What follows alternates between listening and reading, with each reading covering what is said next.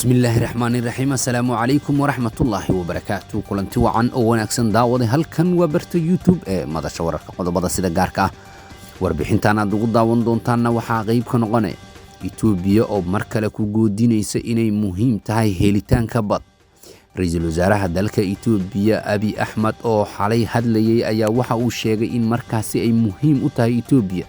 inay gaarto badda cas ra'iisul wasaare Abiy Ahmed ayaa sidaas oo kale waxa uu sheegay in riyada Itoobiya inay bad hesho inay markaasi rumoobi doonto maanta ama mar kale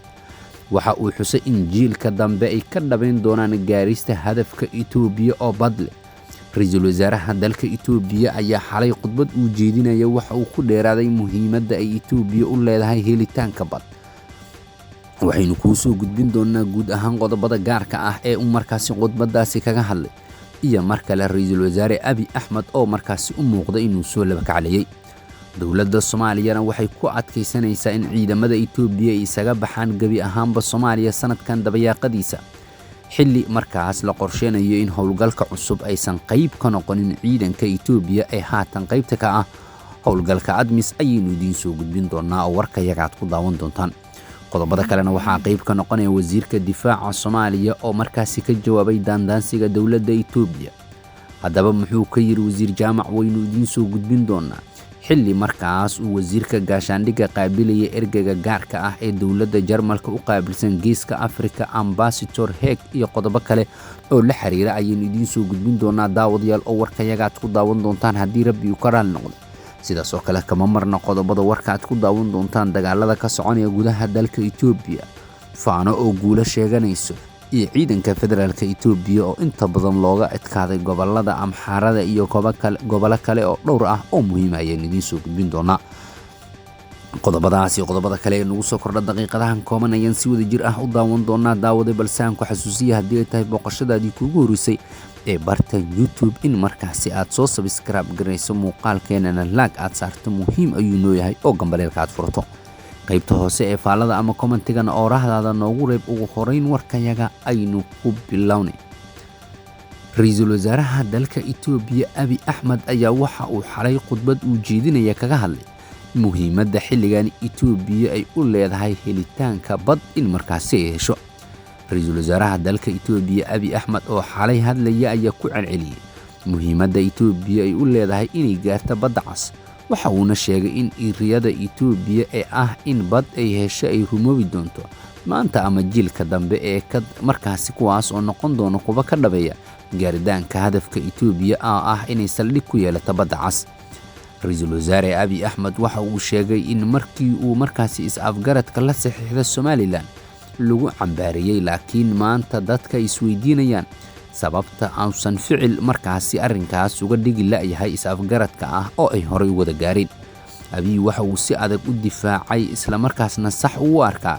is-afgaradka badda ee markaasi heshiiska uu la gaaray maamulka Somaliland dhinaca kale ra'iisul wasaare Abiy Ahmed waxa uu sheegay inuusan jirin degdeg uu markaasi ku xiriira arrimahaas meelmarintooda heshiiska is-afgaradka laakiin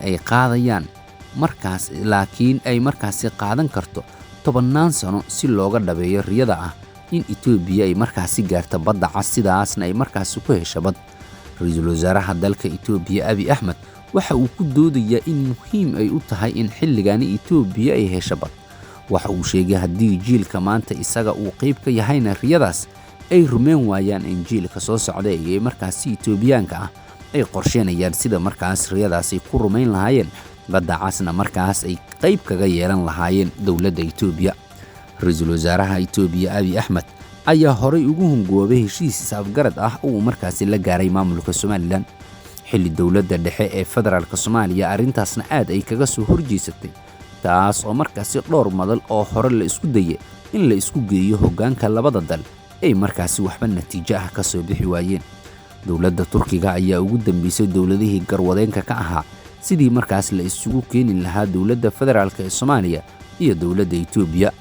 balse hoggaanka dawladda federaalka Soomaaliya ugu horeeyo madaxweynaha jamhuuriyadda federaalka Soomaaliya mudane Xasan Sheekh Maxamuud ayaa waxa uu timaaxay in wax gorgortan aysan Itoobiya kala galinin taaka ka mid ciidda Soomaaliyeed waxa uu sheegay inay muhiim tahay in Itoobiya ay ka noqoto heshiiskiisa afgaradka ahaa ay markaasi la gaareen maamulka Somaliland.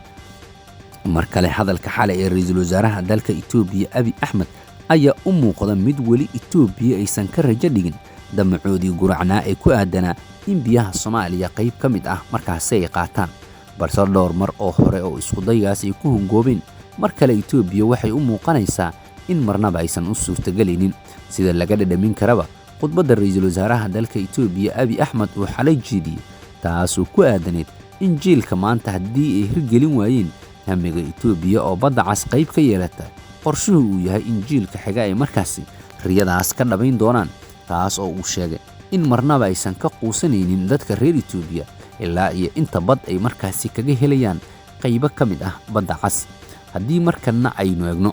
dowladda Soomaaliya ayaa weli ku adkaysanaysa in ciidamada Itoobiya ay ka baxaan Soomaaliya dhammaadka sanadkan iyaga oo aan ka qaybgeli doonin howlgalka cusub ee bedeli doona ADMIS. codsiyada dowladda Soomaaliya uga imaanaya dalalka kala duwan oo lagu doonayo in ciidamada Itoobiya ay markaasi sii joogaan Soomaaliya qaybna ay ka noqdaan howlgalka cusub ayaa noqon waaya mid miro dhala.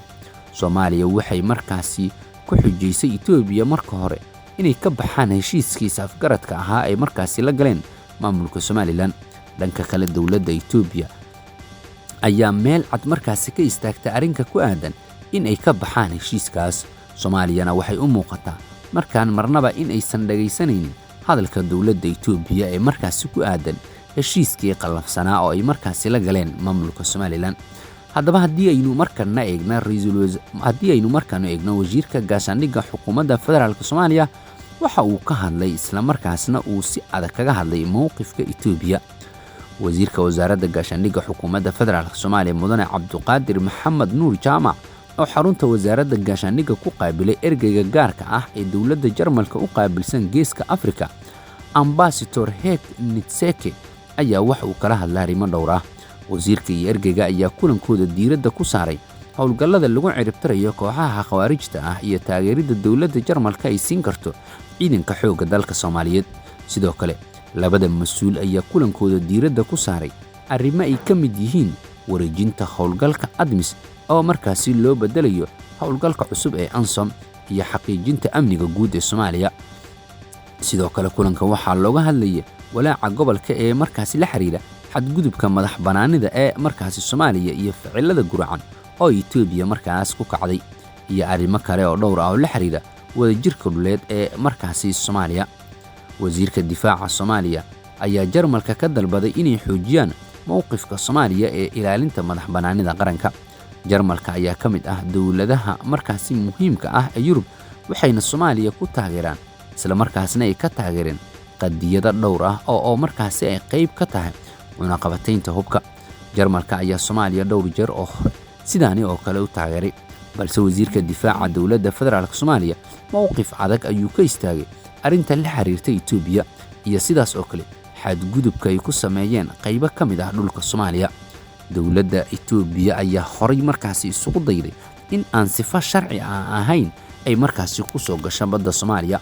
balse dowladda Soomaaliya ayaa arrintaasi ka hor istaagtay. mar kale Itoobiya waxaa lagu cadaadinayaa inaysan qayb ka noqonin howlgalka bedelaya ADMIS ee ANSOM, taa oo lagu wargeliyay in dabayaaqada sanadkan ciidanka Itoobiya ay isaga baxaan guud ahaan Soomaaliya, maadaama howlgalka ADMIS uu halkaa ku ekaanaya isla markaasna qayb ay ka noqonaynin howlgalka cusub.